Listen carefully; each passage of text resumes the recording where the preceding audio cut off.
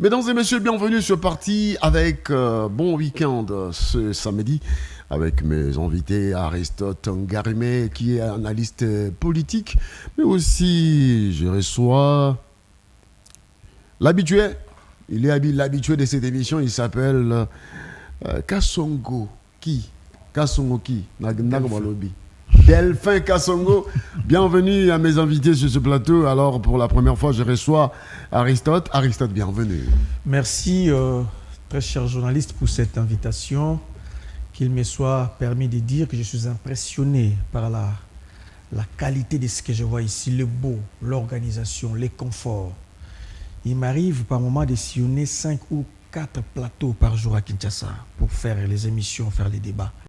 Mais très peu de plateaux que je trouve de cette nature. Donc félicitations pour ce que je vois ici. Un petit conseil, il faut maintenir ces niveaux, ces standings.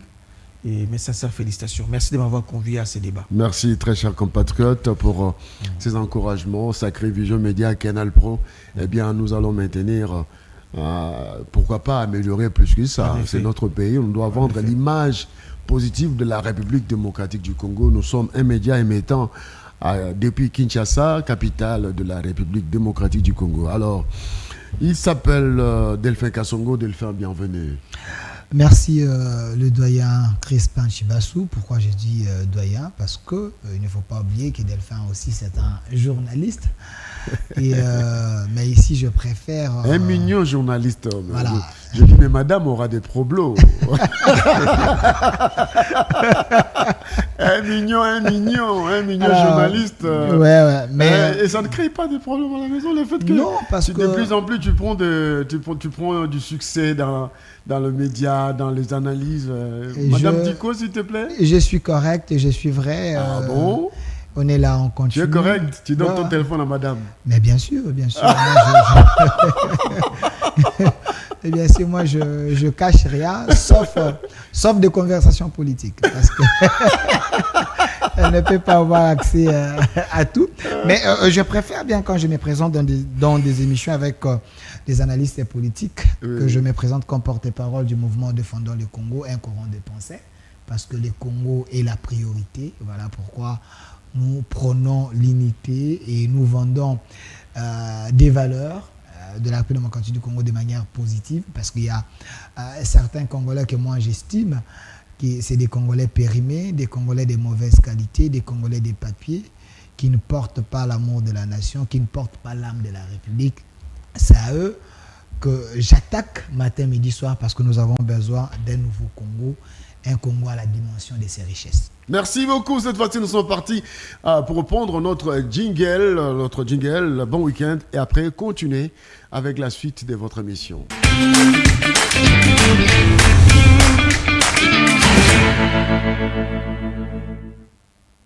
Alors, bon week-end sur votre chaîne Sacré Vision.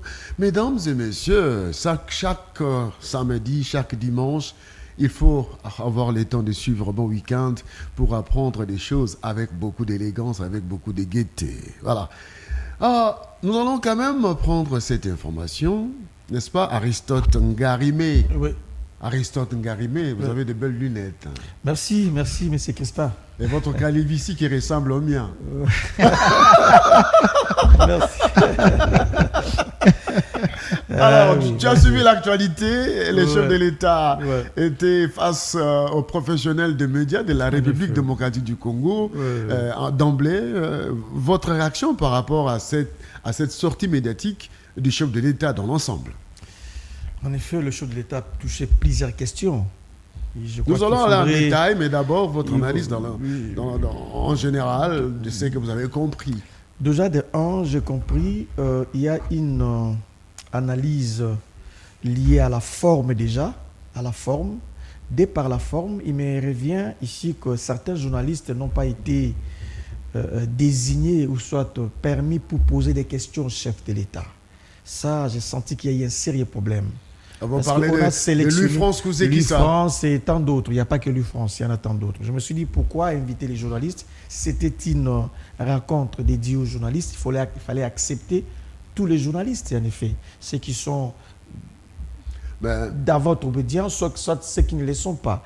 L'exercice était de permettre aux journalistes de poser les questions parce qu'ils sont réputés journalistes, ils ont le prérequis des journalistes. Donc il fallait les laisser parler. Sur le plan de la forme, je me pose la question, pourquoi est-ce qu'on n'a pas donné la réponse ou donné le temps d'antenne à tel ou tel autre journaliste? Ça pose un sérieux problème. Il y avait une litanie des journalistes. Mais en effet, il fallait...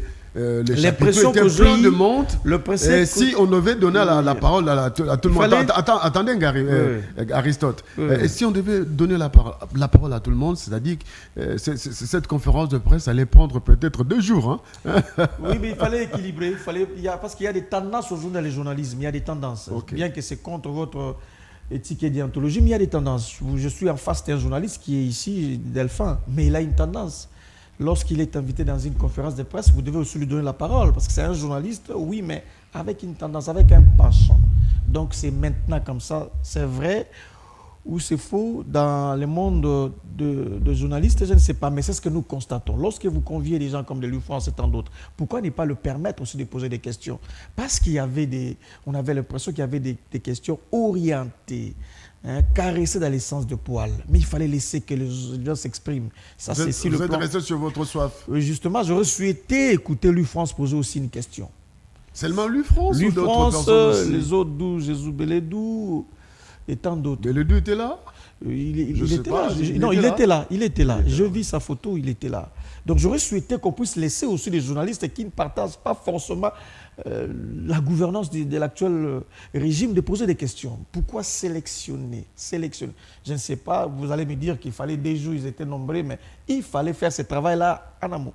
D'accord, c'est ce que je constate. Delphin, votre réaction, la même question? Alors, par rapport à cette question, je voulais aider M. Aristote Ngarémé. Tendance, oui, mais on parle plutôt de la ligne éditoriale.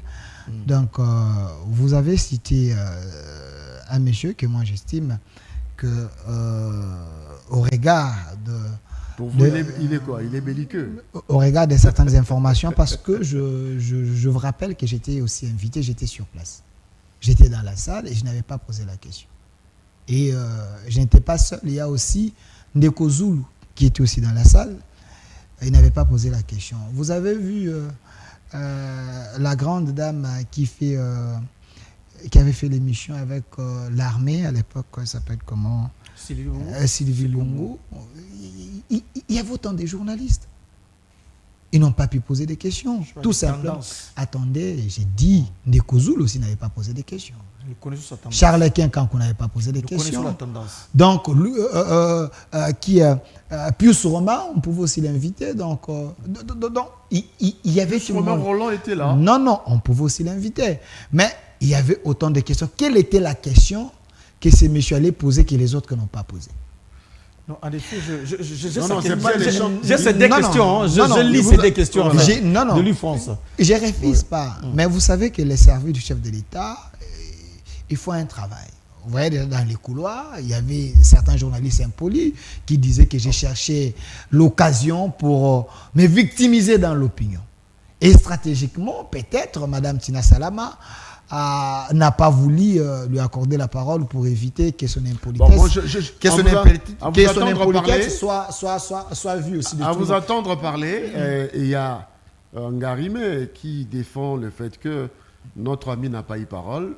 Vous avez démontré qu'il y en avait autant qui n'ont pas pris la parole pour poser des questions dans une conférence de presse. Ce n'est pas tous les journalistes qui posent des questions. Mais là, il y a eu, pour vous, il y a eu victimisation de cette situation, récupération. Oui, récupération. Mais pour lui, ce n'est pas une récupération. Parce que les gens venaient déjà avec une intention, que j'ai cherché l'occasion, je vais me victimiser dans l'opinion.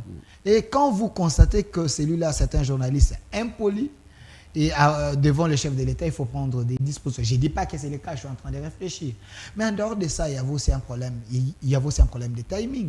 Parce que Mme Tina Salama, avant d'accorder la parole aux journalistes, elle avait posé des principes. Elle avait dit, vous n'avez qu'une seule question, pas de commentaires. Mais vous prenez M. Anissé. Anissé a posé plus de 4 questions. Les autres ont posé 3 questions, ainsi de suite. Déjà, dans les timings... C'est aussi là les problèmes. Dans les timings, il faut respecter les protocoles. Ça a aussi respecter les perturbé protocoles, oui. d'autres personnes qui pouvaient également poser des questions. Donc, pourquoi il n'y a que ces messieurs qui s'est victimisé du moment qu'il y avait plus de 300 journalistes? Donc, lui, il est plus meilleur que d'autres journalistes. Donc, quand vous dites ça, c'est comme si il était le seul journaliste le plus intelligent dans la salle et que ces questions pouvaient changer la République. Non. Je vous ai dit que Ndekozo, c'est aussi un journaliste important. Il n'a pas posé. Beledou, il est important. Charles Kankou, moi, je n'ai pas posé la question. J'ai vu aussi d'autres journalistes. Il y a aussi d'autres vieux qui étaient là. Beaucoup de journalistes de la presse écrite. Potentiel. Un complément d'information. Chumulumba était là. Il y avait des journalistes. Juste un complément, monsieur. On ne va pas s'éterniser, on va prendre... En effet, aujourd'hui, nous savons qu'il y a des tendances dans le monde. Et lui, France, il est de quelle tendance? C'est ce que je vais expliquer. Et Israël Moutombo de quelle tendance? Non, écoutez, est-ce qu'il faut vraiment me poser la question? Israël Moutombo, qui ne le sait pas? C'est le prolongement de la communication de la présidence. Qui ne le sait pas? Qu'il est avec... En effet, retenez ce que je vous dis. Et c'est vrai, c'est vérifiable. Ne tournons pas autour de pot. Écoutez, il y a des journalistes réputés proches de Tshisekedi aujourd'hui.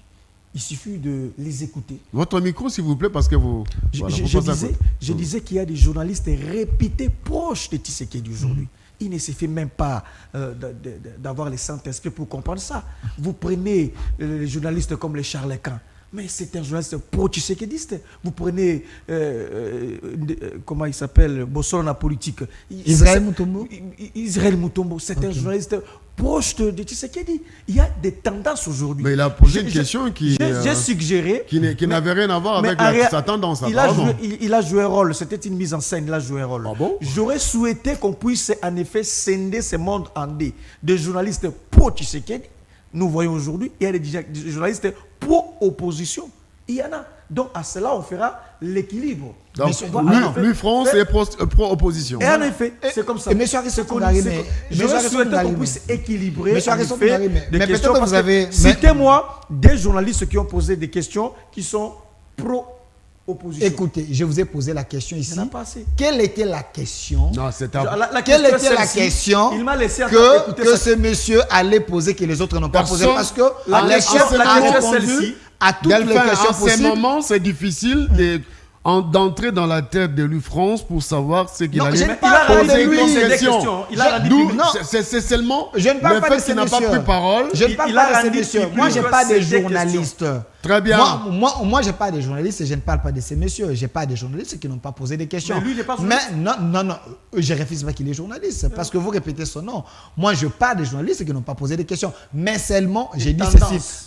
Seulement, j'ai dit ceci. Il ne faut pas dire des journalistes pro-Tshisekedi et les journalistes pro-opposition. Il y a les journalistes pro la République et les journalistes pro la rébellion. Le constat le plus patent. Non, il y a des journalistes pro la République, pro la République et les journalistes pro la rébellion. Le constat le plus patent. Je vais vous départager. Voici ce qui se passe. Quand on est journaliste dans une rédaction, il y a ce qu'on appelle la ligne éditoriale. Voilà. Et dans chaque rédaction, la ligne éditoriale dépend de la politique maison. Soit, même sur France 24 a une ligne éditoriale. Vous ne pouvez pas aller parler d'une certaine manière sur cette chaîne. Donc, c'est un débat qui est clos. Nous allons maintenant, mesdames et messieurs, prendre les sanctions contre Joseph Kabila. Les USA emboîtent le pas à la République démocratique du Congo. Question directe à Aristote Ngarime. Aristote Ngarime, les sanctions contre Joseph Kabila, est-ce que si Kabila s'entête, il risque, Joseph Kabila, l'ancien président, s'entêter, il risque de finir comme Savimbi en Angola? Non, c'est une question pertinente concernant Joseph Kabila Kabange, qui est l'autorité morale du FCC, président du PPRD. Et je le réponds avec le sérieux humain le plus poussé, M. Crispin. Vous savez, d'abord, sur le plan juridique, sur le plan des droits internationaux, nous allons chercher les fondements de ces sanctions. Nous n'allons pas trouver. Quel est le fondement de ces sanctions? Un État qui sanctionne un dirigeant ou soit un ressortissant d'un autre État, sur le plan des droits internationaux, nous allons nous éterniser là-dessus, nous ne trouverons pas un fondement juridique. Là n'est pas le problème. Mais le vrai problème, Est-ce que Joseph Kabila Kabange est le premier citoyen du monde qui a été sanctionné par les Américains? Il n'y en a pas. Je peux vous citer un autre monsieur qui a été sanctionné par les Américains. Aujourd'hui, il est président de la République.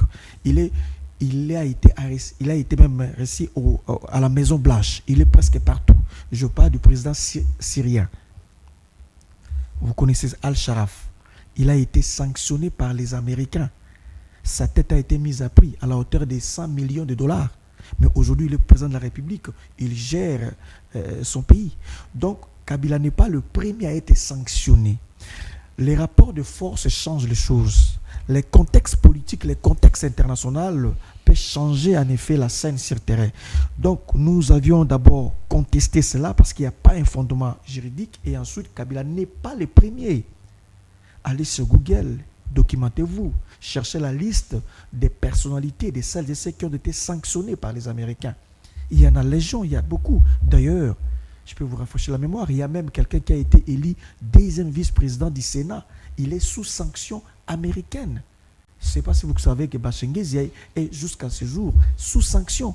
Donc, je pense que c'est une pression politique qui n'altère pas le parcours ou l'évolution politique de Kabila. Mais du moins, ça peut, les sanctions contre Kabila, lorsqu'on touche ses avoirs, ça a de l'impact sur la vie de l'homme. Encore chercher à savoir s'il a réellement le bien aux États-Unis, s'il a de maison, il a un compte à banque aux États-Unis. Il utilise les dollars. Justement, il faut aussi voir ça. Mais j'insiste que Kabila n'est pas le premier cas d'école. Je vous parle de Al-Sharaf. C'est l'actuel président de la Syrie. Mais c'est lui qui a été en effet recherché par les Américains. Sa tête a été mise à prix à la hauteur de 100 millions de dollars. Lorsque le contexte politique a changé, est-ce que ce monsieur n'a pas été reçu à la Maison Blanche ou soit en France, ainsi de suite? Donc, pour nous qui sommes un peu beaucoup plus intéressés à la politique internationale, ça ne nous effraie pas. Il suffit qu'un contexte politique puisse surgir afin de changer la donne. Kabila n'est pas le premier. On a sanctionné les Mandela, on a sanctionné des personnalités. Il y a plus de 10 personnalités sanctionnées par les Américains sous des sanctions fallacieuses. Au fil du temps, au fil des ans, nous nous sommes rendus compte que ces sanctions n'ont servi absolument à rien. Première dimension. Deuxième dimension. L'effet de sanctionner Kabila, parce que nous savons que c'est le régime en place qui a mis tout le moyen nécessaire pour arracher cette sanction ou ces sanctions. Mais il semblerait même, permettez que je puisse évoluer, je vais renchérir quand même, parce que nous sommes sur le plateau de télévision. Mais lorsque le président de la République, Félix Antoine Tshisekedi Tshilombo, avait affirmé que le vrai responsable du M23, c'est Kabila, on lui avait traité de tous les mots. Mais aujourd'hui, les Américains emboîtent les pas, parce que je suis dans ma question, emboîtent les pas à la République démocratique du Congo pour sanctionner Kabila pour son implication directe dans la déstabilisation de l'Est de la République démocratique du Congo. Vous êtes analyste politique proche du PPRD, mais dis-moi, en tant que patriote, en tant que compatriote, lorsqu'un ancien chef de l'État est accusé de ces faits, ça doit quand même vous interpeller. En effet. D'abord, il ne s'est jamais prononcé comme étant un membre du AFC M23, à ma connaissance. Il n'a jamais tenu un point de presse, il n'a jamais rempli une fiche, il n'a jamais été dans la réunion du AFC M23 pour se déclarer comme tel. Premier élément. Si c'est un adulte, c'est un responsable, il n'a qu'à s'assumer. Mais ce n'est pas le cas. Il ne s'est jamais assumé, il n'a jamais été membre de AFC M23, à ce que je sache. De deux, Monsieur Crispin Tchibassou, c'est visible. C'est le régime en place qui a donné des informations, qui a fourni aux Américains. Quelques informations aux Américains pour en aboutir là, pour en arriver là. Ah, mais les Américains sont bien informés. Ce sont des bonnes guerres, mais à s'appuyer sur le gouvernement.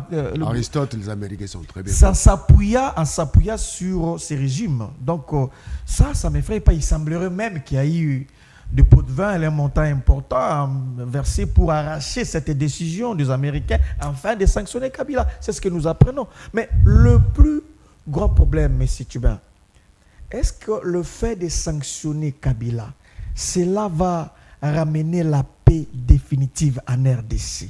C'est pourquoi on l'est accusé. Est-ce que le fait de charger Kabila de la sorte, ça va en effet consolider la République ou la nation? Je dis que non.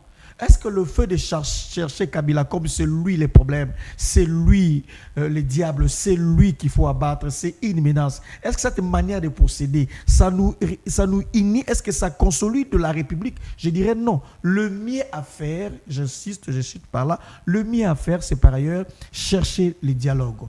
Cherchez à parler avec un camp contraire, ceux qui sont diamétralement opposés à vous. Cherchez à échanger, à parler. Donc, Kabila n'est pas le premier citoyen à être sanctionné par les Américains. Avant Kabila, il y en avait. Après Kabila, peut-être dans 2 ans, ce sera Delphin qui sera sanctionné par les Américains. Qui le sait? Donc, il ne faut pas s'en réjouir. J'ai aimé pour la toute première fois l'essence de... Comment on dit dans la démocratie, c'est le pouvoir du peuple. Non, c'est-à-dire le mot. Vous m'avez surpris par votre calme, en le laissant. La tolérance. Vous avez été tolérant. Durant plus d'1 minute, alors, je me dis, bon, qu'est-ce que vous avez fumé aujourd'hui? Bon, Aristote va faire la même chose, ça sera intéressant. Alors, à la même question, Delphin Kassongo, les sanctions contre Joseph Kabila, les Américains emboîtent les pas à la RDC. Est-ce qu'il pourra finir comme Savimbi s'il s'entête et s'il reste dans sa démarche de pouvoir continuer surtout à vivre à l'est de la RDC, au milieu du FCM 23, parce qu'Aristote vient de dire qu'il n'a jamais signé son adhésion au sein du FCM 23. Monsieur Crispin Chibassou, si j'étais calme, c'est parce que j'avais déjà constaté que mon frère Aristote Ngarimé, il était en train de se perdre. Il fallait les laisser se noyer, afin que je puisse éclairer l'opinion que Aristote Ngarimé, il fait du sophisme, il met son intelligence à prix pour défendre Joseph Kabila et défendre l'indéfendable. Je vais l'éprouver. Monsieur Aristote Ngarimé, je sais que tu es intelligent. Alors, vous ne vous adressez pas à lui, vous vous adressez Non, c'est une introduction. Allez-y. Je sais qu'il est intelligent. Vous doutez qu'il est intelligent? Non, mais il est doctorant. C'est un professeur. Professeur à l'UPN, c'est ça? Oui, il a fait des recherches. Les hommes des Calivici sont des hommes intelligents. Ouais. Mais ce que je ne comprends pas, comment Kabila avait réussi à acheter les intelligences? Comment Kabila avait acheté d'imbécialiser certains Congolais que j'estimais de bonne qualité? Aujourd'hui, grâce au billet vert de Kabila, ils ont vendu la science. Aristote...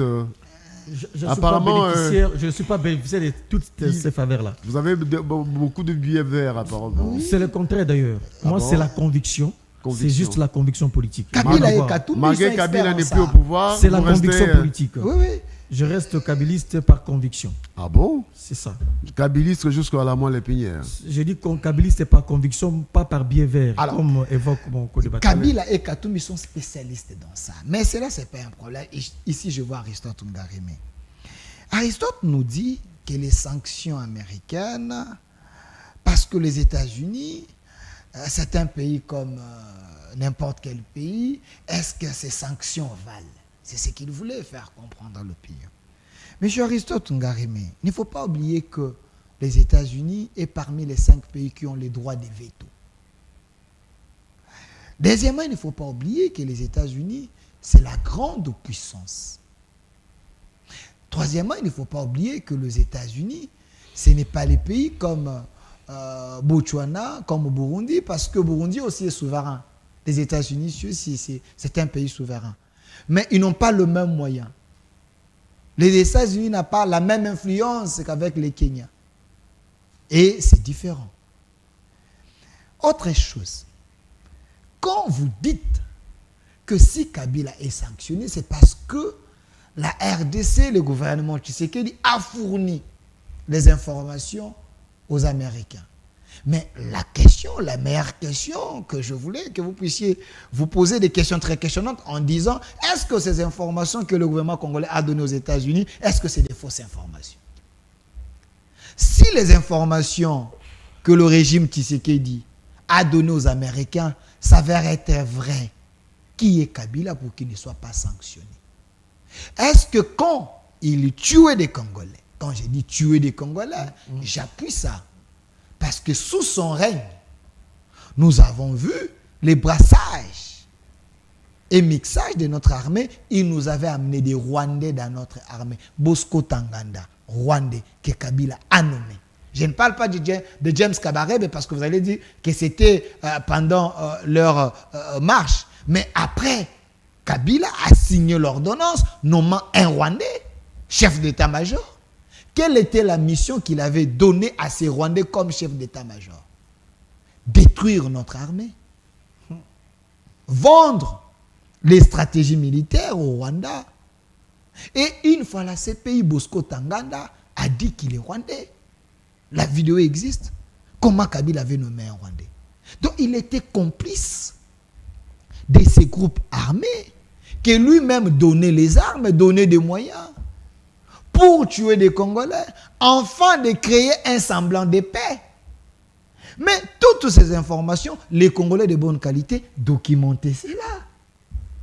Après la passation des façades, parce qu'il pensait qu'il allait faire de Tshisekedi ce qu'il avait fait à Tchibala.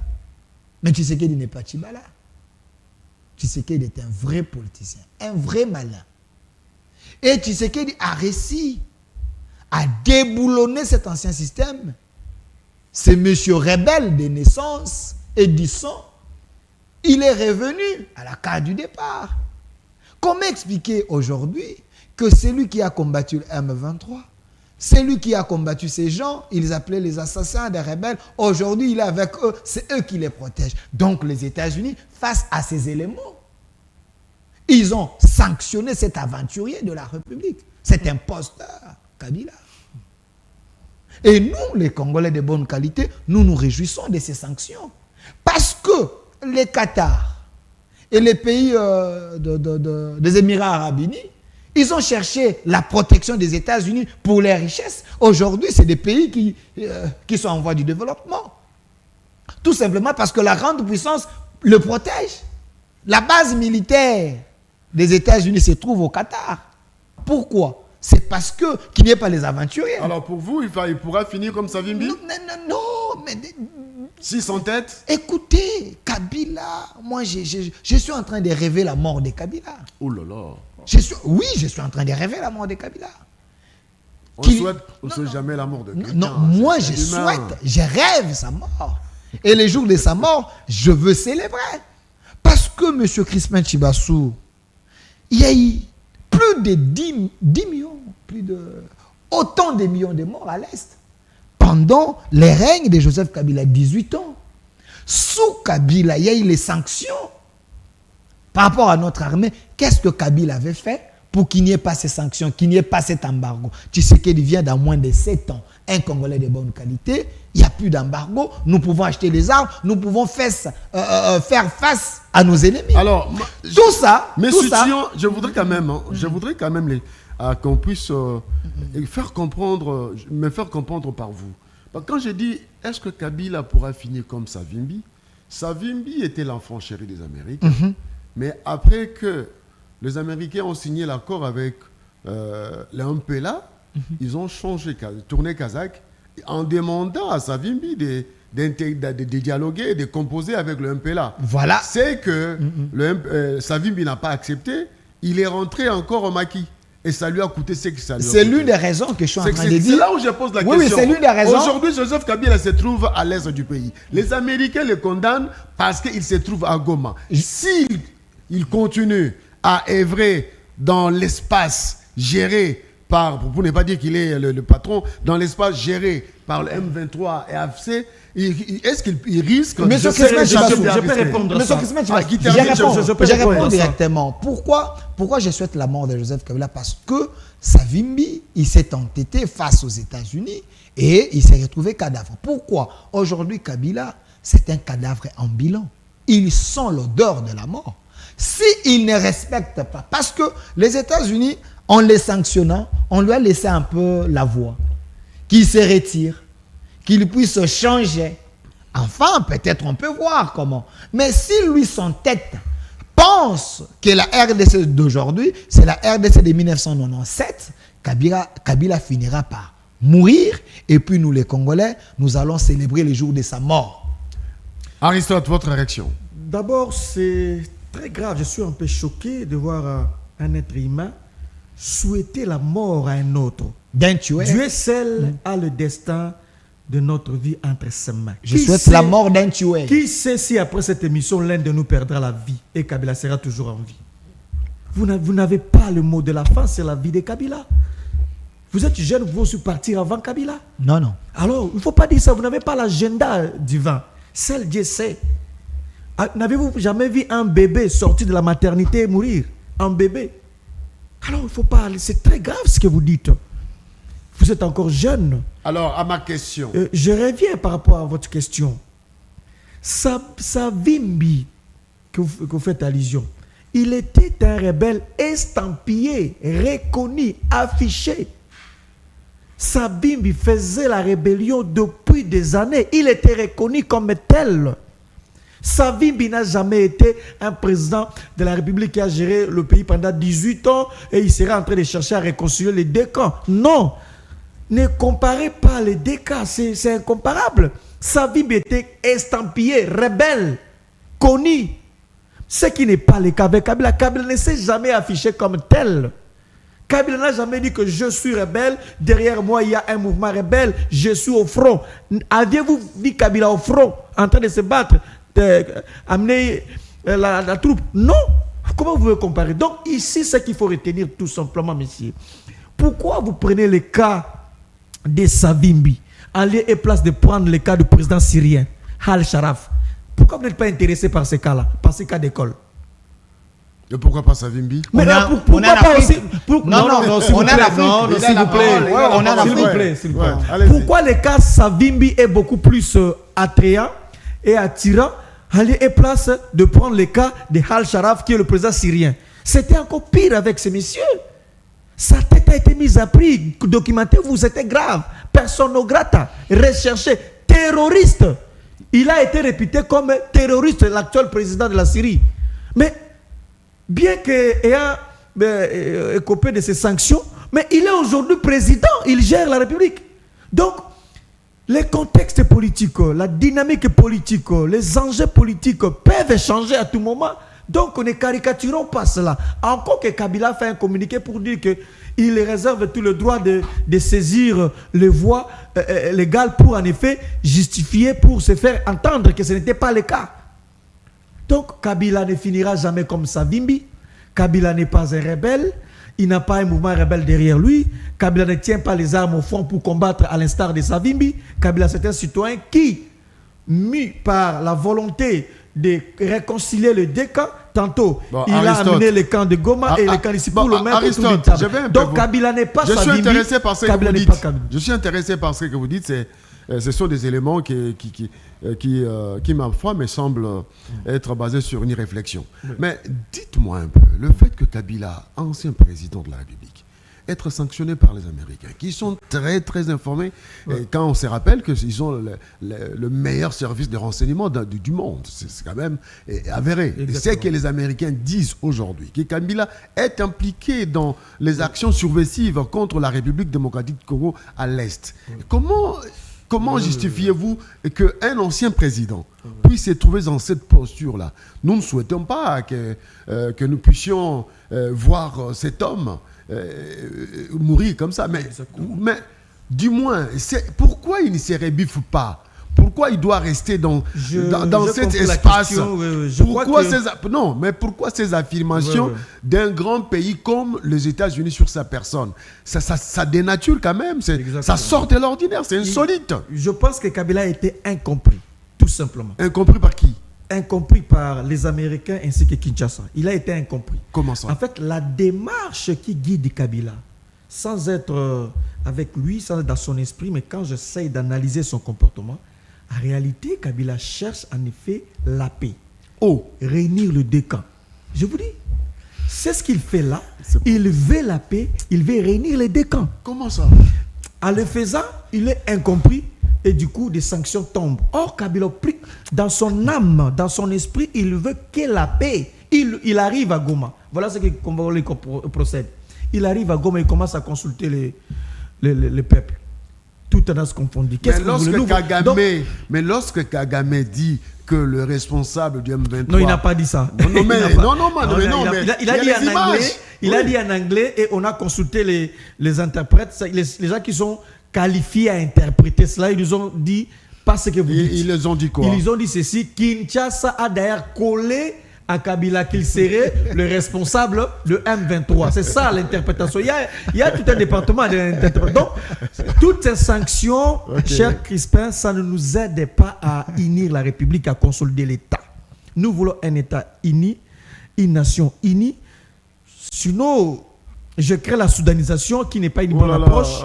Qui n'est pas une bonne approche. Soudanisation? Qui n'est pas une bonne approche. Non, mais quand on parle de soudanisation, attendez, Delphin, quand vous dites soudanisation, moi, ça me place la puce à l'oreille. Oh oui. Cela veut dire quoi? La présence des Kabila non. Non, attendez, vous avez parlé de la soudanisation. Oui. Cela veut dire que la présence des Kabila à Goma vise l'organisation vise la séparation de cet espace géographique de la RDC pour créer un nouveau pays qui s'appellerait quoi?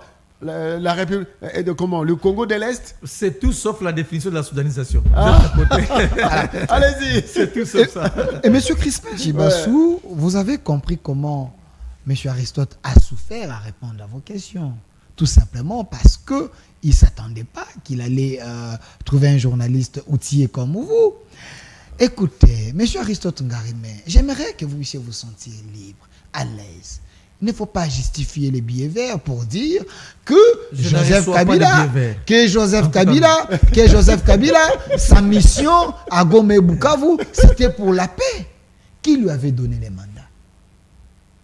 Qui lui avait donné les mandats? De qui il devait recevoir le mandat? Attendez. Quand vous parlez, j'étais calme. Encaissez.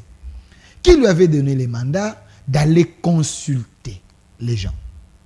Et les résultats de ces consultations, il allait donner ça à qui? Est-ce que les gens que Kabila a consultés, est-ce que c'était des Congolais? Non, je pose des questions très questionnantes. C'était à Goma. Parce qu'il peut consulter ses frères rwandais.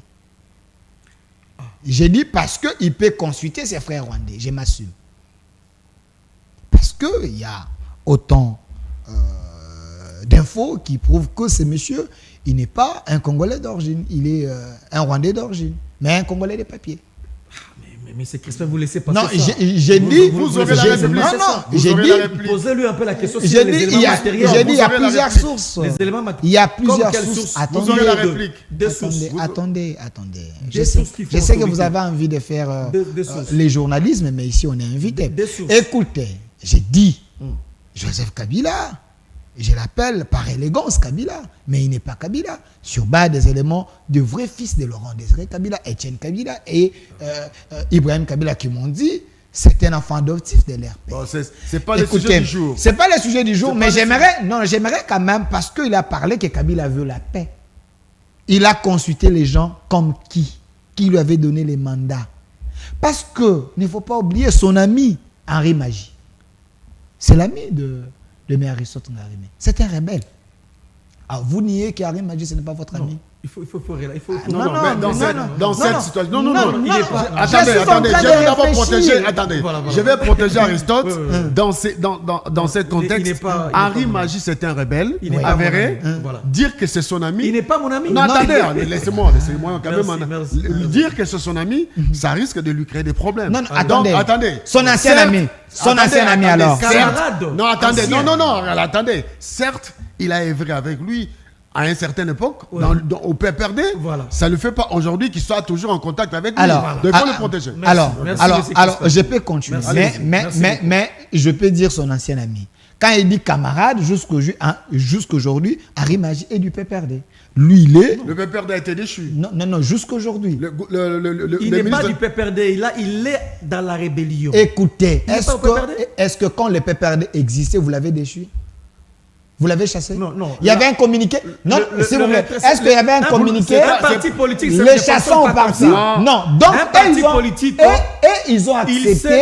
Et ils ont. Le PPRD. Auto-exclu. Attendez. Est-ce qu'il y avait un communiqué? Auto-exclusion, c'est une pratique aussi réservée dans les fonctions Est-ce que vous avez pris acte? Qui se sont auto-exclus. Il y a des communiqués. Où on a pris acte. Aucun communiqué, monsieur Aristote. S'il vous plaît. Je savais où j'y allais.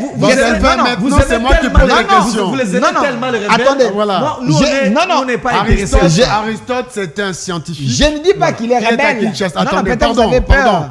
Non, lui, c'est un bon citoyen. Il est ici. C'est un père de famille parce que les services sont très malins. On peut surfer sur ça pour dire, voilà. Non, je confirme qu'Aristote, c'est un bon citoyen. Mais il ne faut pas oublier qu'il y a une histoire. Il y a des photos qui circulent, lui, avec Henri Magie, avec Eric Chissola. Vous n'allez pas les nier. Dans le passé, vous étiez avec eux. Non, attendez. Mais de quelles photos? Non, vous n'allez pas les nier. Dans le passé, vous étiez avec eux. J'ai pas vu ces photos. Attendez. Pourquoi j'ai dit cela? J'ai évoqué les noms d'Henri Magie. Attendez, je vais dire quelque chose qui va faire rire. Attendez. Jésus-Christ était avec Pierre. Mais Pierre n'était pas Jésus-Christ. Quand Jésus-Christ est mort, il est parti au ciel. Il a laissé Pierre. J'ai évoqué les noms d'Henri Magie. J'ai évoqué les noms. Notre frère J'ai évoqué les noms d'Henri Magie, pas pour enfoncer Aristote Ngari, mais parce que je voulais dire quelque chose. Que Henri Magie en étant à Goma, il a dit que Joseph Kabila est le PCA de la République. Le PCA? Le PCA de la République. C'est lui qui vous dirige. Il était le DG que Kabila avait nommé. Ça, c'est Henri Magie. Donc, il ne faut pas négliger ce qu'il a dit. Eux, dans leur conscience, pensaient que Kabila, c'était le chef suprême. Kabila peut se donner la mission qu'il veut. Il peut aller à Goma, il peut aller partout parce que il est... Je vous avais dit la fois passée ici, Kabila, c'était un réalisateur du film. Il gère les rebelles. Il gère l'aile pacifique, il gère les politiciens en soutane, il gère tout le monde. Donc, il s'est senti coincé du côté de Félix Tshisekedi. Il pensait avoir la même mise sur tout. Tshisekedi l'a déboulonné. Il est allé chez les gens qui le géraient, chez la main noire. Comment ces gens les protègent? Comment les gens sont avec lui? Du moment que Kagame vous dit, Goma et Bukavu est entre ses mains. Donc, ici, je confirme que le PCA, c'est Paul Kagame, et les DG nommés par Paul Kagame au Congo, c'était Kabila. Parce que comme Goma et Bukavu est entre les mains de Paul Kagame, ceux qui sont là, c'est des rebelles. Kabila est avec des rebelles. Donc, il ne faut pas nous prendre comme des imbéciles. Alors, Aristote. Ici, M. Aristote Ngari, mais j'aimerais chiter. Oui. Mais non, attendez, avant que je veux Aristote, la présence de Kabila à Goma justifie quoi? Je lis tantôt ici que dans son entendement, Kabila cherche la paix, à concilier les deux camps, à calmer les esprits. Il faut aussi tout de suite dire ce qui suit. Je ne suis pas ami de Henri Magie. Faux. Je ne suis pas ami de Yannick Chissola. Faux. Je ne suis pas avec des gens qui ont pris les armes. Mais c'est faux, messieurs. C'est faux. Anchilouba, attendez, Aristote. Oui. Anchilouba, on dit, hein, Kazolo Diloumoulila. Sauf que j'ai pas, ça veut dire quoi? Moi, je suis uniforme. Tu es congolais. Voilà. Kazolo Diloumoulila. C'est-à-dire, Soso. Misambela. Non, c'est pas. En fait, il veut me charger de me critiquer. Bon, c'est vos anciens camarades alors. Non, c'est vos anciens camarades du parti. Nous sommes retrouvés à un moment donné sous le drapeau du PPRD comme parti politique. Vous partagez la même idéologie. L'adhésion est unilatérale. Vous partagez la même idéologie de prendre les armes et de tuer des Congolais. Quelle était l'idéologie du PPRD? Il a levé l'option de quitter le PPRD. On appelle ça auto-exclusion. Comme Kabila parle de la... Non, s'il vous plaît. Parce que c'est un débat. J'aimerais j'aimerais qu'on se complète. Ne me caricaturez pas. Non, comme c'est... Ne me caricaturez pas. Je réponds à la question. Attendez 2 minutes. Ne me caricaturez pas. Qui termine des secondes, allez-y. Ne me caricaturez pas. Je suis un citoyen. Je respecte la loi du pays. Les lois de la République et la Constitution. Alors. Je vis ici à Kinshasa et je n'ai rien à voir avec ce que tu Très fais. bien. Ça tombe Je bien, vous suis respectez la heureux, je suis Constitution. heureux. Même les Ok. gens des services savent ce que je dis. C'est pourquoi je n'ai jamais été inquiété. Pas de problème. Ça tombe Donc, bien, vous respectez la Constitution parce que vous restez fidèle à Kabila et loyal à lui. Vous dites que vous respectez la Constitution. Je vous ai posé la question. Comme Vous n'avez pas de poser la question Non, ici non. sur le Bon, plateau. j'ai réfléchi à haute voix. Voilà. Comme À mon vous humble dites- avis, je réponds Non, à non, la question. non, non, non, Y attendez. a-t-il une disposition qui empêcherait non. un Congolais d'aller à Goma? Non, non, Y laissez-moi d'abord a-t-il parler. une disposition constitutionnelle Monsieur où on Aristote, empêcherait un Monsieur Congolais Aristote, d'aller à avez Goma? déjà répondu. Il n'y Laissez-moi en a pas. réfléchir. Un Congolais, tu peux aller à Goma. Laissez-moi réfléchir. Allez-y. Parce que vous dites que c'est vos anciens camarades, vous êtes retrouvés au sein du parti. Quelle était l'idéologie du PPRD? C'était d'aller prendre les armes et de tuer les Congolais. Vous allez répondre si vous voulez. Deuxième question, vous dites que Kabila respecte la Constitution, vous aussi vous respectez la Constitution. Est-ce que quand Kabila disait que nous ne sommes pas dans l'opposition, nous faisons la résistance, est-ce que la résistance est reprise dans la Constitution? Quelle est votre compréhension de la résistance? Alors, non. Donc, en quelque sorte, Oui. non, non, non, Il non. réfléchit. Non, non. C'est pas grave, je réponds. Parce que ça colle avec des rebelles. Qui fait la résistance? Quand est-ce qu'on peut faire la résistance? Alors, bref, parce les que sanctions- son maître a dit qu'il fait la résistance. Alors, bref, le chef de l'État, Félix Antoine Tshisekedi Tshilombo, avait raison quand tu le disais pour vous, et avait raison quand tu disais que Kabila, c'est le responsable. Moi. Oui, parce que Je me Kabila crois. les a dit, n'allez pas aux élections, nous allons faire la Ah. résistance. Et que lui... En 2023, le PPRD n'est pas allé aux Oui, élections. oui, parce qu'ils ont opté pour faire la résistance. Lui, comme un enseignant, un scientifique, je le défie et je mets votre diplôme en jet face aux étudiants. Quelle est la définition de la résistance? Quand vous faisiez la résistance, et dans notre Constitution, vous respectez la Constitution. Est-ce que dans notre Constitution, on a parlé de la Bon, résistance? c'était pas. On va développer la matière peut-être prochainement. Non, Nous c'est allons- important. Nous allons, messieurs, dames, sur vous qui nous suivez, nous recevons Aristote Ngarimé. Ngarimé, ça veut dire quoi? Ngari me veut dire le chef. Le chef. Ouais. Ah, ok. Aristote Ngarimé, que nous recevons pour la première fois, ainsi que Kassongo Delphin. Delphin et Kassongo qui est avec nous. Cette fois-ci, nous allons marquer une petite pause. Jingle, bon week-end. Et on continue avec nos amis sur ce plateau. Tout de suite.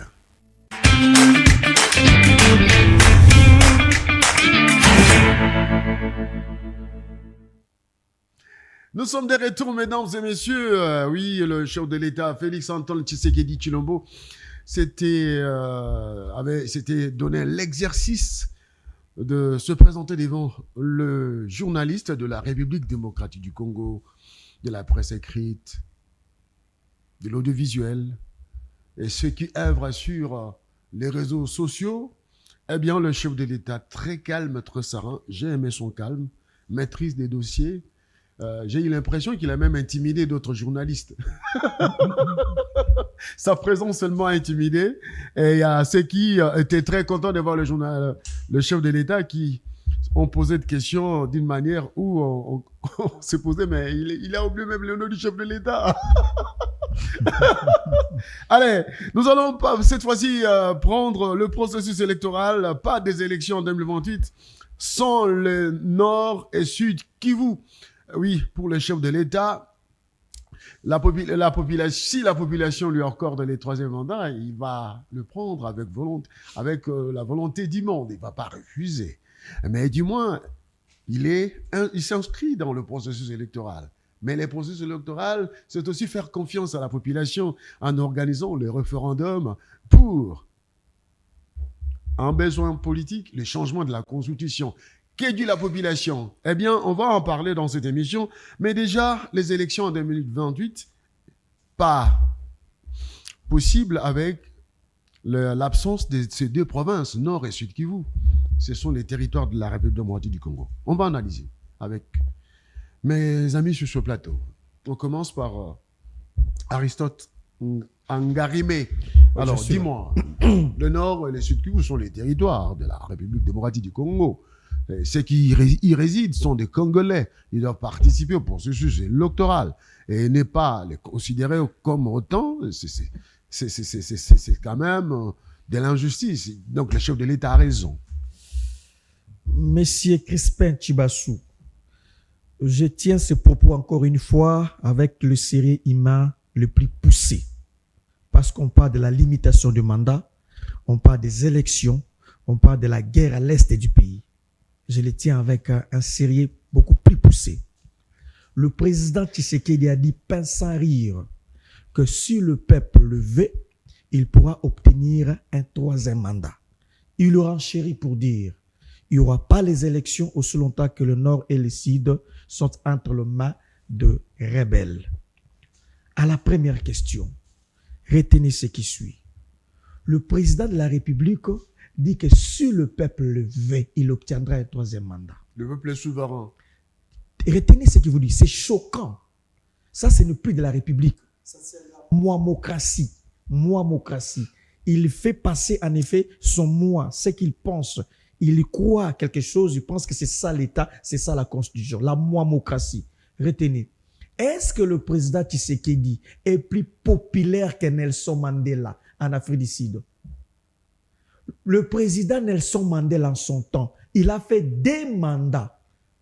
Bien qu'arrivé à la fin de son mandat, la population a insisté pour que Nelson Mandela puisse rester au pouvoir. La population a insisté. Mais Nelson Mandela a dit non, je ne fais que des mandats et il s'est retiré. Est-ce que le président Tshisekedi est plus populaire que Mandela? Le président Tshisekedi mais le n'a président pas la... Tshisekedi a dit que si le peuple... Aristote, le peuple... en parlant de... Si possible, laissez-moi avancer. Je vous laisse la parole. Je ne sais pas comment vous avez dormi ces jours-là, mais il y a des gens qui n'ont pas dormi en écoutant cette phrase-là. Comment est-ce qu'on peut dire si le peuple le veut? Ça ne se fait pas. Le concept ou la notion peuple est prise en charge par des lois, par la Constitution. Encore que les référendums ne comportent que 3 matières dans la Constitution. Pour faire le référendum, soit on veut changer la capitale, on peut faire le référendum, ou soit c'est la cession d'une terre, d'une province, on peut faire le référendum, ou soit c'est la révision de la Constitution sur des matières bien définies. C'est alors qu'on ne parle pas de référendum, pas sur la limitation des mandats. Mais le président Tshisekedi a dit, si le peuple le veut, Mandela, mais c'est une manière, nous ne sommes pas des enfants, s'il vous plaît. Supposition. S'il vous plaît. Si. Mais déjà, il y a quelqu'un qui est ici, il s'accrochera à ça. Non, si. C'est conditionné, non? Je sais que vous avez peut-être bien dormi ces jours-là, pas nous autres. Parce que c'est très grave, c'est un coup fort. Non, je dis ça, si. On a presque assassiné la démocratie. Si. J'avance. Il n'a pas dit le président Tshisekedi n'est pas plus populaire que Nelson Mandela qui a fait 2 mandats. Le président Tshisekedi n'est pas plus populaire que le président ghanéen John Goufour qui a fait que sur 2 mandats. Le président Tshisekedi n'est pas plus populaire que Joachim Chissam de Mozambique qui a fait aussi 2 mandats. Le président Tshisekedi n'est pas si populaire comme Amadou Toumani Touré du Mali qui a fait aussi 2 mandats. Le président Tshisekedi n'est pas si populaire que Ellen Johnson Sirleaf de Libéria qui a fait aussi ces 2 mandats. Donc on ne peut pas s'accrocher sur des peuples. Il fallait plutôt dire si le militaire de l'IDPS le veut, là on comprendra. Mais quand on parle de peuple, c'est une manière d'instrumentaliser le peuple. Donc aujourd'hui, c'est en vain qu'on avait critiqué Kabila. C'est pourquoi je dis qu'il ne fallait pas président Kabila. C'est en vain qu'il a été critiqué. Kabila n'aura pas un 3e mandat. Kabila ne changera pas la Constitution. Alors qu'il ne s'est jamais prononcé. Mais Kabila n'a pas organisé les élections en 2016. Il ne s'est jamais prononcé. Donc, c'est extrêmement grave ce que le président Tshisekedi a dit. C'est ce jour-là qu'on a assassiné la démocratie. On a asphyxié la démocratie. On a en effet bafoué la démocratie. Parce que la limitation des mandats, c'est un principe sacro-saint dans la démocratie. En effet, la limitation des mandats protège les institutions. La limitation des mandats fait en sorte qu'il y ait la circulation des élites, telle que Pareto l'a dit. Vous avez fait consommer des mandats, vous vous retirez et vous prenez. Donc, pour citer, il s'inspire des Américains. Il est le meilleur élève aujourd'hui des Américains parce qu'il est tout le temps avec les Américains. Je risquerais même de croire qu'un jour nous aurons des passeports américains parce qu'il est tellement proche des Américains. Il veut que nous soyons presque les Américains. Il donne tout aux Américains. Tenez, aux États-Unis d'Amérique, il y a la limitation des mandats. Depuis 1787 à 1951, il y a eu la limitation des mandats. George Washington, qu'est-ce qu'il a fait? Il a d'abord mis ça comme une coutume aux États-Unis. Depuis 1700, c'était une coutume. Et c'est lors de l'amendement de 22e amendement en 1951 qu'on a formalisé la limitation des mandats. Donc, on ne peut pas faire au-delà de 8 ans à la Maison-Blanche. Vous allez faire 4 ans et renouvelable. Une fois vous vous retirez, vous aimez les Américains, mais vous ne voulez pas apprécier la limitation des mandats des Américains. Pour dire que nous allons rester. Donc, c'est extrêmement grave ce qu'il a fait. Ce n'est pas nous qui avions empêché au régime actuel de chasser les rebelles. Quelle est notre part de responsabilité, nous, population? Merci. C'est l'État congolais qui doit cesser les rebelles et organiser les élections. Merci. Qu'ils le veulent ou pas, vous allez quitter le pouvoir en 2028 et laisser la place à quelqu'un d'autre. Merci beaucoup.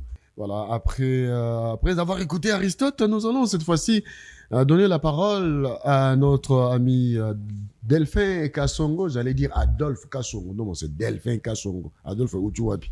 Delphin Kassongo, parce qu'on ne peut pas massacrer son nom comme ça. Delphin Kassongo, les élections en 2028, c'est hypothétique. Parce que l'Est est occupé.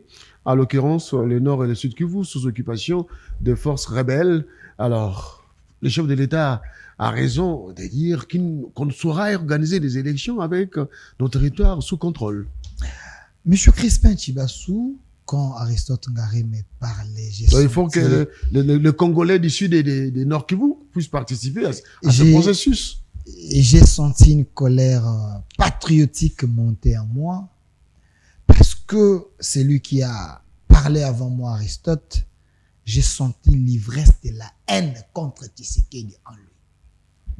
Il vous a dit plus de 3 fois, quand Tshisekedi a dit qu'il va changer la constitution, ou si la population lui demande de faire un 3e mandat, il va accepter. Il vous a posé plus de 3 fois la question, est-ce que vous avez bien dormi? Pour lui, il faut maintenir cette constitution des belligérants. Lui, il n'a pas bien dormi. Il n'a pas bien dormi parce que les articles qui sont dans la constitution, les accords du M23 qui se trouvent dans notre constitution, ces accords lui mettent à l'aise. Nous, on ne peut pas dormir avec cette constitution diabolique. Mais j'aimerais d'abord vous faire constater que quand il a pris la parole, il n'a pas répondu à la question que je lui avais posée de la résistance. Et le public doit acter. Mais c'est pas vous qui posez. Qui n'a pas répondu à cette question. Non, les questions, c'est moi qui les pose. Non, c'est important. Moi, je pose la question à haute voix. Mes questions, c'est des questions très questionnantes. Il n'a pas répondu à cette question, que le public acte que la résistance dans notre constitution n'existait pas. Ben revenons à la question des Donc, des si élections. la résistance n'existait pas, Kabila était dans la logique des Cholé qui disait si vous organisez les élections dans ces conditions, il y aura un courageux qui allait s'élever pour prendre les armes et tuer des Congolais. J'amplifie mon explication. Écoutez, M. Aristote Ngarime, c'est un malin. Il fait du sophisme sur ces plateaux. Écoutez, je vais lire pour vous et pour les publics la définition de la souveraineté. La souveraineté est le pouvoir suprême. Suprême. Qu'un État ou un peuple possède pour se gouverner. Écoutez, ici, l'article 5 de la Constitution parle de la souveraineté d'un peuple. Cet article dit que le peuple est souverain. Et cette souveraineté de la population, je vais lire cet article, pour vous l'article 5, la souveraineté nationale appartient au peuple. Tout pouvoir émane du peuple. Retiens, tout pouvoir émane du peuple. Qui l'exerce directement par voie de référendum ou par ses représentants. Si le peuple est souverain, si le peuple dans sa souveraineté peut se gouverner, est-ce que savez-vous qu'un peuple souverain peut charcuter l'ordre constitutionnel? Parce qu'un peuple souverain est le détenteur de tout pouvoir. Tshisekedi dit, si le peuple le veut, je veux accepter ces mandats. Vous avez quel pouvoir de refuser au peuple souverain de charcuter l'ordre constitutionnel ou l'ordre de la Constitution pour donner le pouvoir à celui que ce peuple veut qu'il puisse continuer? Donnez-moi une disposition constitutionnelle qui affaiblit la souveraineté d'un peuple ou qui cravate le pouvoir souverain d'un peuple. Je sais que vous pouvez évoquer l'article 218, 219. Non, là on parle de la révision. Ici, je parle du changement de la Constitution. Le peuple est le détenteur de tout pouvoir. Mais quand on a le pouvoir, allons dans la doctrine, celui qui a le pouvoir, celui qui est le détenteur de tout pouvoir, peut faire de ses pouvoirs tout ce qu'il veut. Je vous donne un exemple. Tu es propriétaire de cette parcelle. C'est ça le peuple. Il est le propriétaire du Congo. C'est lui qui est le détenteur de tout pouvoir.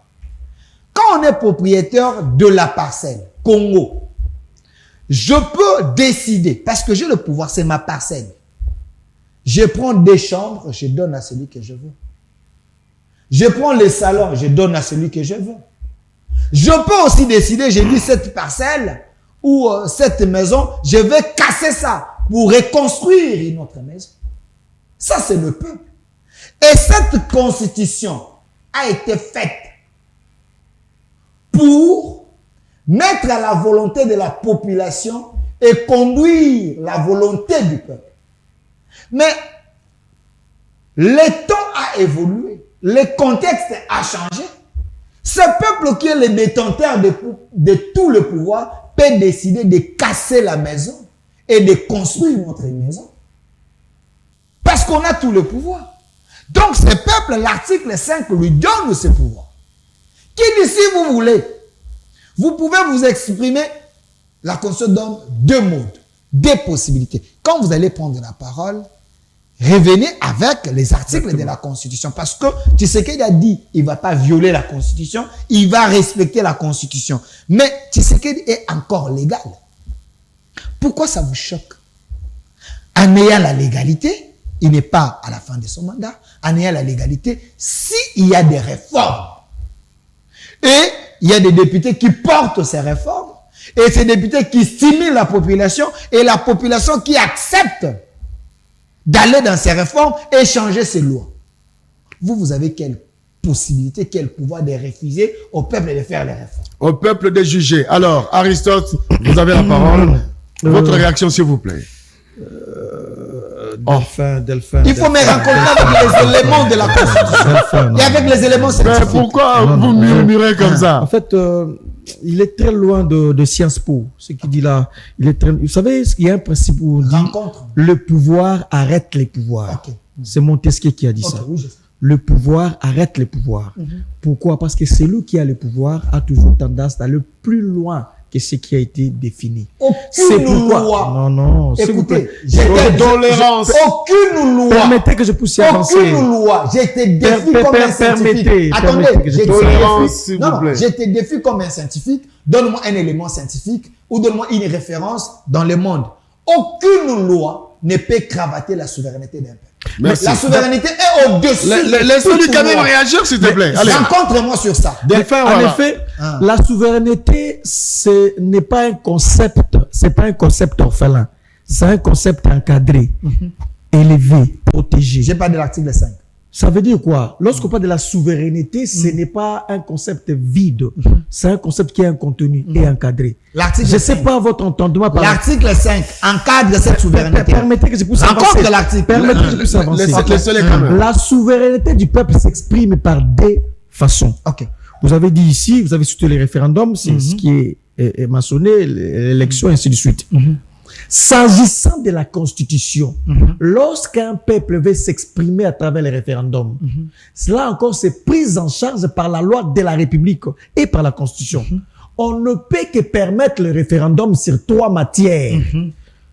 La première matière, si on veut changer la capitale de la RDC, qui était à Kinshasa et elle est à Lubumbashi comme capitale. Là, il faut procéder par un référendum. Aristote, attendez. Deuxième élément, deuxième élément, s'il faut faire la cession d'une province, il faut également aller au référendum. Troisième élément, s'il faut procéder par la révision de certains articles, parce qu'il y a des articles répétés, verrouillés, qu'on ne touche pas, même s'il y a le référendum, par la révision de la Constitution, c'est alors qu'on peut faire usage au référendum.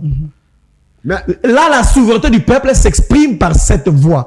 La Constitution actuelle. Soit tu es ignorant. Je m'excuse d'abord. Non, si vous permettez. La Constitution actuelle n'a pas prévu le mécanisme de son changement. Il n'y en a pas. Il y a 4 manières pour changer une constitution. Donnez-moi la celui qui appuie ce que tu dis dans la loi. Laisse-lui d'abord. Mais ne tombez pas. Celui qui vous parle, c'est un théoricien aussi de Sciences Po. Ne marchez pas la tête. Quand je vous dis que je suis pas dans la science-fiction. Oh là là. Non, on n'est pas dans la science-fiction. Allez-y. Alors, Adolphe, je vous ai opposé l'article 5. Il y a 3 manières pour changer une constitution. Quelle disposition? La première manière pour changer une constitution. S'il vous plaît. Attendez, Maintenant, la disposition. Ça que je donne ici à l'IDP, je ne donne pas ça. La disposition, monsieur. Ça, c'est la matière. J'ai évoqué l'article 5. La première matière pour changer une constitution. La référence. C'est un coup d'État. Un capitaine et un major porte par un coup d'État. Ça veut dire qu'il ne cisse pas la constitution en vigueur. Référence. Il propose une transition pour avoir une nouvelle constitution. Donc, un coup d'État peut suspendre une constitution. On n'est pas dans ce cas-là. Deuxièmement, on peut avoir une constitution sur un nouvel État, la naissance d'un État. Si la RDC se balkanise, on dit qu'il y a Goma ou soit Kinshasa qui s'érige à un État. Puisque c'est un État qui vient d'être créé, cet État aura besoin d'une nouvelle constitution. Ce qui n'est pas le cas aujourd'hui. Et troisième cas, on peut aussi changer une constitution s'il y a un cas de force majeure qui arrive. J'explique. Nous avons 26 provinces de la RDC. On se lève un bon matin, les rebelles arrivent à prendre 10 provinces. Nous pouvons imaginer comment avoir une nouvelle constitution rigide pour en effet permettre le gouvernement à écraser la rébellion. Donc il n'y a aucune raison pour les gens de la constitution. Il n'y en a pas. Alors, attendez. On ne change pas la constitution comme ça. Pardon. C'est la 40e. Vous qui parlez science. La RDC aujourd'hui, c'est la 40e constitution que nous avons. Voilà, je vous explique. C'est la 40e constitution. Oui. Peut-être l'opportunité que nous avons, parce que moi je suis les Sciences Po. C'est-à-dire que j'ai des éléments, j'ai les informations scientifiques sur ça. En 1960, nous étions dirigés par la loi fondamentale. C'était la loi belge. Quand les Belges sont partis, pour la première fois qu'un Noir a écrit une constitution, les Noirs ont proposé une constitution en RDC, c'était en 64. Ça s'appelle la constitution de Louloabou.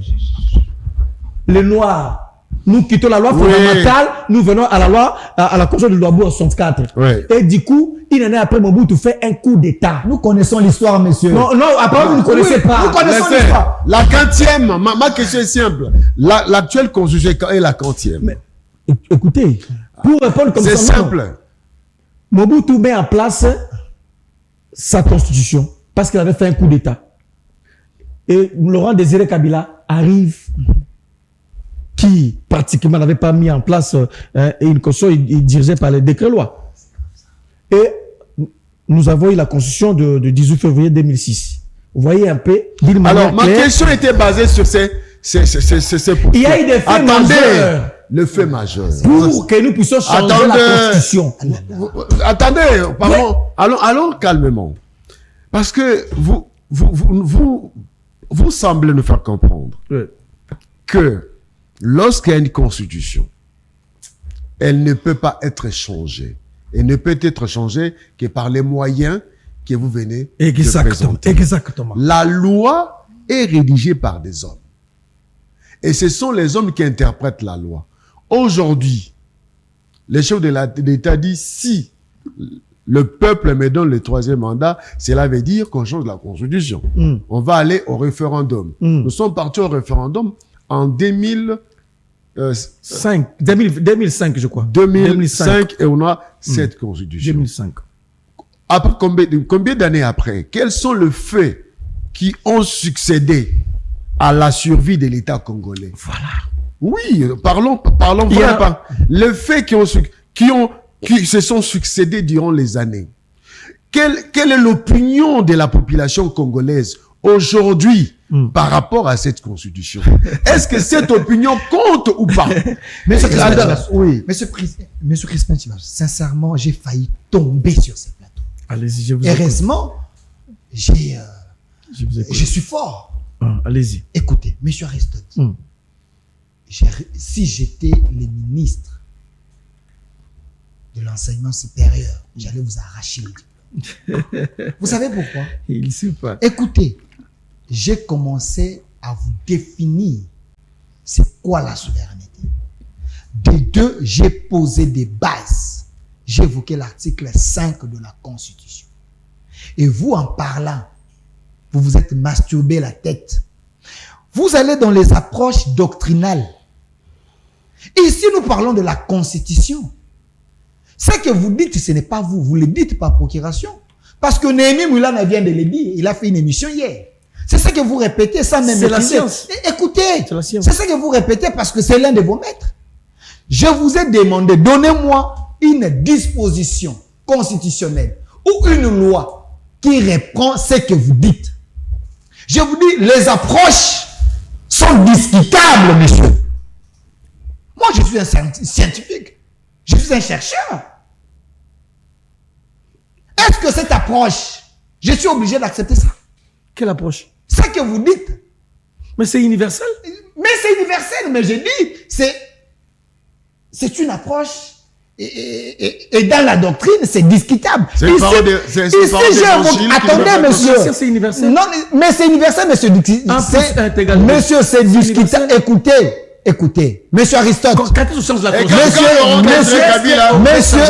Aristote. Monsieur Aristote. Attendez. Qui vous donne accès à changer la Constitution. Donc vous êtes ignorant. Il n'y en a pas. Acceptez votre ignorance. J'ai écouté. Tout simplement. Monsieur Aristote, je réponds la lecture. L'article 5 de la Constitution. C'est ça qui vous donne la attendez, mais c'est grave ça. Non, écoutez, j'ai lu l'article 5 de la Constitution. Chers internautes, chers Congolais, vous pouvez lire. Vous avez déjà lu ça? Mais oui. Et attendez, mais est-ce que vous pouvez me donner une disposition? Une référence de ce que vous dites? Si ce n'est pas dans le vide. Alors nous allons. Ici, moi, j'ai évoqué l'article 5. J'ai commencé. S'il vous plaît, laissez-moi quand même l'aider. Il est en train d'abîmer les têtes des enfants. Vous avez 30 secondes. Ok. Il ne faut pas jeter du venin. Il ne faut pas abîmer les têtes des enfants. Ici, j'ai dit dans l'article 5, on dit ceci.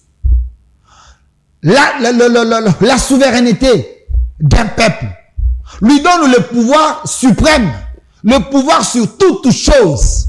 Et dans l'article 5, on a expliqué comment le peuple peut exercer sa souveraineté. On a donné deux méthodes. Soit par le référendum, soit par ses représentants. Nous sommes dans la démocratie. C'est quoi la définition de la démocratie? Le pouvoir du peuple, par le peuple et pour le peuple. Et dans la démocratie, si dans les contextes où nous sommes, c'est difficile de faire les référendums parce que vous avez deux provinces en problème, mais nous pouvons passer par la deuxième possibilité prévue dans l'article 5 par les représentants dans l'Assemblée nationale. On met les urnes, le représentant du peuple vote. C'est ça que l'article 5 dit. Et c'est que vous dites... Écoutez, il vote quoi? Quelle matière? Je vais relire, monsieur. Quelle matière? Attendez. Les changements de la Constitution. Attendez, je vous aide. Prenons l'article 69 de la Constitution. Messieurs, ça c'est plus la Constitution. Écoutez, moi je suis en train d'évoquer la Constitution. D'ailleurs, vous venez faire un débat de la Constitution, vous n'avez même pas la Constitution. C'est déjà un problème. Écoutez, vous faites le débat sur la Constitution. Non, il n'a pas la Constitution. Il n'a pas la Constitution. Il n'a pas la Constitution. Moi j'ai la Constitution ici. L'article 69 de la Constitution, alinéa D. Les chefs de l'État, ils veillent au respect de la Constitution. Qu'est-ce que le chef est censé veiller? Il est censé veiller sur quoi? Sur l'article 5 aussi de la Constitution. Parce qu'il est le garant, il veille. Qu'est-ce dit l'article 5? Lorsqu'il y a des questions qui divisent la nation, le chef est élu par le peuple, les députés sont élus par le peuple, et le peuple qui est souverain, il y a une question, changement ou révision de la Constitution. Ce point de vue n'est pas accepté même par par l'ancien candidat président Fayoulou qui a fait un point de presse. Écoutez, pour lui, il n'est pas d'accord avec l'approche du chef de l'État par rapport au changement de la Constitution, mais aussi par rapport à cette approche d'aller vers le...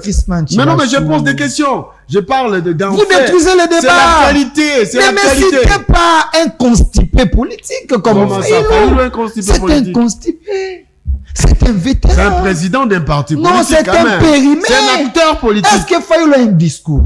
Quand vous les regardez, est-ce que Fayoulou peut réfléchir calmement s'il ne peut pas réfléchir par procuration? Non, Fayoulou, c'est un constipé, c'est un périmètre. C'est un usage unique politique. C'est trop fort. Non, j'ai dit Fayoulou, c'est un usage unique. C'est un usage unique. acteur politique Écoutez, qui a des membres. Il faut un peu Fayoulou, c'est un peu de considération. Fayoulou, c'est un usage unique politique. Fayoulou est constipé. Fayoulou ne peut plus produire. Écoutez, Fayoulou vous dit, c'est lui qui a permis à ce que l'IDPS fasse l'opposition. Est-ce que Fayoulou est normal? Il a dit ça. Est-ce que Fayoulou, il faut chercher les docteurs avant que Fayoulou fasse un point de presse, qu'on puisse un peu le checker? Il a un problème sérieux. Est-ce que Fayoulou, c'est lui qui a permis que l'UDPS fasse l'opposition? Et lui-même, Fayoulou, il dit, c'est lui qui a permis que l'UDPS puisse avoir le pouvoir, que l'UDPS puisse retourner, soit bien. Non! Lui-même avec son SID, s'il a l'aura, son SID là est implanté. Lui-même, je ne sais pas trop. Voilà pourquoi nous devons changer cette classe politique. Enlever ces vieux-là qui sont fatigués. Ils n'ont plus rien à donner. Ils sont haineux. Ils ne peuvent rien. J'allais dire, voilà pourquoi il faut changer cette constitution. Non, que tu n'as pas dit ça. La classe politique. Allez, Fayoulou, c'est un... Non, Fayoulou, c'est un vampire politique. Oui, c'est un vampire politique. Série avec lui, comment? Non, c'est un vampire politique. Il n'est plus consommable. Merci. Aristote, votre réaction par rapport au point de presse de Fayoulou. On va clôturer l'émission. J'estime que c'est ça la démocratie. Il faut qu'il y ait les avis des uns aux autres. Il faut tolérer, il faut la tolérance. D'abord, le changement de la Constitution, c'est une entreprise hautement politique. Les droits viennent ensuite pour formaliser. C'est d'abord une option politique. Le changement d'une Constitution. Ce n'est pas ce qu'il est en train de chercher dans les dispositions. J'ai évoqué l'article, tu n'as pas évoqué. Politique. Visiblement, l'option politique a été déjà élevée par M. Tshisekedi. La position de Fayoulou vous enchante. De changer la Constitution. Et c'est là où je pense que Fayoulou a raison, qu'on ne peut pas permettre à M. Tshisekedi de changer la Constitution. Parce que c'est une option politique déjà levée, soutenue ici par les gens de seconde main de l'IDPS, et c'est tout à fait normal. Je suis porte-parole du mouvement défendant le Congo, M. Aristote. Donc c'est une entreprise politique. Je défends le Congo. Il y a tout un labo. D'ailleurs, il semblerait même qu'il y a déjà une constitution conçue, réservée sur aux frais. Donc on attend le moment opportun pour balancer ça au peuple. Parlons de la Constitution. Pour nous attendez, vous avez parlé que le changement de la Constitution est une question hautement politique. Oui. Parlons froidement.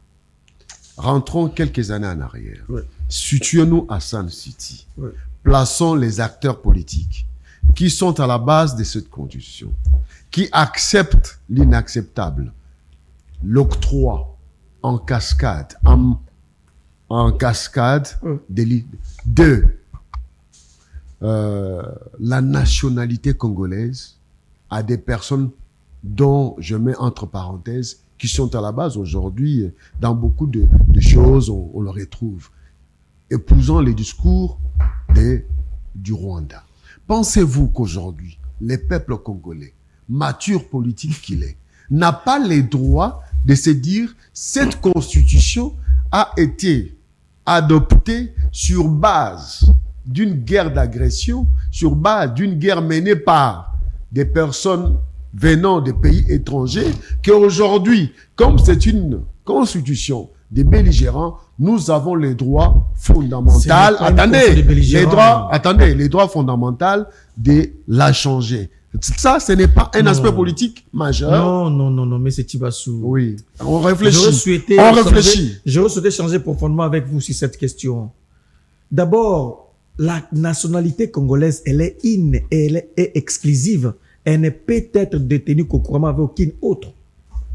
À quel moment on a attribué la nationalité collective aux gens? Il n'y en a pas. La nationalité congolaise, elle est et exclusive. Si vous êtes congolais, vous ne serez plus rwandais, vous ne serez plus belge, vous ne serez plus... Elle est inexclusive. De deux. Oui. Pourquoi quand vous parlez de la nationalité, vous êtes figé seulement autour d'un seul pays? Vous ne voyez pas l'Angola, vous ne voyez pas Congo-Brazzaville, vous ne voyez pas le Soudan. Là, dans votre conception... Ils ne sont pas dans les actions subversives contre le pays. Dans votre tête, vous ne pensez que là-bas. Et si un jour tous ces pays-là s'élevaient contre la RDC également? Donc là n'est pas le débat. Cette constitution, elle n'est pas une constitution de belligérants. S'il vous plaît, il ne faut plus dire ça. Il y a eu effectivement une constitution de belligérants. Les belligérants étaient autour du table. Il y a eu effectivement une constitution de belligérants. Et cette constitution-là avait mis en place le Parlement bicaméral, Assemblée nationale et Sénat. Et le Sénat avait la mission de proposer l'avant-projet de la Constitution avec Marini Bodo à l'époque. Comment est-ce qu'on gérait à l'époque le pays? C'était sous base d'une constitution de belligérants. L'actuel ne l'est pas. Mais ce sont les mêmes Mais qui étaient à la base de la constitution des belligérants, qui se sont retrouvés au Parlement par cooptation. Je sais que vous êtes vraiment un journaliste intelligent, je le sais. Retenez ce que je vous dis. L'initiative de changer la constitution, ce n'est pas pour le bien-être des Congolais. C'est tout simplement parce que M. Tshisekedi devait avoir un 3e mandat. Point. Donc, le changement de la constitution, ce n'est pas pour qu'on puisse arranger les routes, IPN, et tout ça. Non, ce n'est pas ça. Le changement. Il y a la constitution de la rocade. Justement. Tout ça, mais pour vous dire que le changement de la constitution, c'est simplement pour le maintien de M. Tshisekedi au pouvoir. Et il y tient à ça. Alors, donc il faut nous laisser tranquille. Nous allons clôturer bientôt Adolphe. Mais qu'est-ce qui va pas avec Adolphe Mutombo? Mon ami, je te salue parce qu'aujourd'hui j'ai pensé à toi. Ici nous avons Delphin Kassongo. Votre réaction? Monsieur Aristote, je sais que je vous croise souvent à Western Union en train de récupérer l'argent. On vous envoie il a ses frères en Europe. En Europe. Il ne fait que me crucifier. Si je ne suis pas ami des rebelles, je reçois des billets verts. Si je ne suis pas des billets verts, je suis à Western Union. Il n'y a que ça. Vous savez pourquoi? Parce que cette constitution, les enfants de votre grand frère qui est en Europe, ces enfants sont nés peut-être des Français, des Belges. Mais ces enfants n'ont pas le droit d'avoir la nationalité congolaise. Est-ce que savez-vous qu'il y a d'autres pays qu'on ne peut jamais perdre la nationalité d'origine, quel que soit là où vous vous trouvez? C'est avantageux pour les pays. Je vous donne un exemple. Dans notre équipe nationale, nous avons des binationaux. Là, il n'y a pas de débat. Attendez. Pour la nationalité, il n'y a pas de débat. La limitation des mandats qui pose problème. Non. Là, c'est un faux fouillard. Est-ce que je la limitation de mandats. Tu sais qu'on puisse abolir la limitation de mandats. Attendez. La nationalité n'a pas un problème. J'étais en train il veut mettre le curseur là, il ne faut pas. J'étais en train de cimenter mes éléments.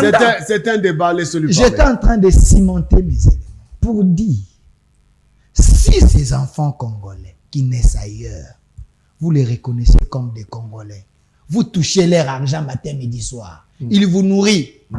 Mais est-ce que leur intelligence n'est pas importante pour les Congo? C'est important. D'où il faut changer la constitution. D'où ces enfants ont besoin de récupérer leur nationalité d'origine, la nationalité congolaise. Parce que, ça pose aucun problème. Attendez, cet article, nous devons la changer. Attendez, la changer. Limitation des mandats. Attendez. Limitation des mandats. Voilà. Attendez. Vous avez soulevé quelque chose ici. Vous m'avez cité le président ghanéen. Lui, il a fait des mandats, ainsi de suite. Nelson Mandela. Attendez, Nelson Mandela. Je vous dis, le président ivoirien, il a changé la constitution. Le président ougandais, il a changé la constitution. Le président rwandais, il a changé la constitution. Le président du Congo-Brazza, il a changé la constitution. Et pourquoi Kabila n'a pas changé? Lui, c'était un rebelle. Il ne pouvait pas changer parce que nous, les Congolais, vous aviez combattu Kabila pour qu'il ne change pas la constitution. Je vous cite les présidents qui ont changé la constitution. Kabila n'a pas changé? Attendez, vous voyez? Je vous donne un autre élément. Vous savez que scientifiquement, c'est prouvé. La majorité des pays qui se sont développés, c'est des pays où il n'y a pas la limitation des mandats. Mais pourquoi Kabila Oui, il y a des longs mandats. Pourquoi on a fait pression à Kabila? Attendez, parce que lui, c'est pas un Congolais. Il fallait qu'il quitte le pays. Le chef de l'État l'a dit. Vous voyez? Vous dites, vous voyez, le chef de l'État lui-même nous a dit ça. IDPS a fait pression Attendez, pour que Kabila quitte le pouvoir. chef de l'État. Et aujourd'hui, vous dites parce qu'il n'était pas congolais. Vous êtes contre le chef de l'État. C'est terrible. Hein? Vous êtes contre le chef de l'État. Il a dit, le chef a dit, je on nous avait dirigé par des Rwandais. On nous avait dirigé par des étrangers. Akul, il est le chef coutumier. On était dirigé par des étrangers. Donc, Kabila, c'est un étranger. On ne voulait pas de lui parce qu'on ne lui faisait pas confiance. Ça, il s'est dit, Félix Toye Bindaku. Kabila Toye Bindaku. Une famille de 3 personnes. Ils nous ont dirigés pendant 18 ans. Et vous êtes fiers de défendre un tel monsieur. Vous devez avoir la honte, monsieur Aristote. Ici, je vous dis ceci. Nous, les Congolais, peuple souverain, nous acceptons de faire des réformes et de changer notre constitution. Si vous voulez garder cette constitution rwandaise, c'est la vôtre. Révision et changement. Merci. Nous disons, nous voulons changer. Merci selon beaucoup. l'article 5. Mais si vous voulez la garder, comme une constitution rwandaise, on ne va pas marcher sur les cadavres. On ne va pas marcher sur les cadavres. On va marcher avec des Congolais de bonne qualité qui aiment le Congo, qui vont accepter que nous puissions changer la constitution. Il s'appelle... Vous ne pesez pas. Le PPRD là n'existe plus. Il s'appelle Aristote Ngarimé. C'est notre invité d'aujourd'hui. Analyste politique proche du PPRD, je peux dire ça comme ça. Mais aussi Delphin Kassongo. Delphin Kassongo qui était avec nous. Merci d'avoir suivi. Bon week-end aujourd'hui. C'était face à face. Aujourd'hui, il n'y avait pas 4 personnes. C'était face à face. Aristote et Delphin Kassongo. Vous avez aimé le débat. C'est ça la vitalité de la démocratie.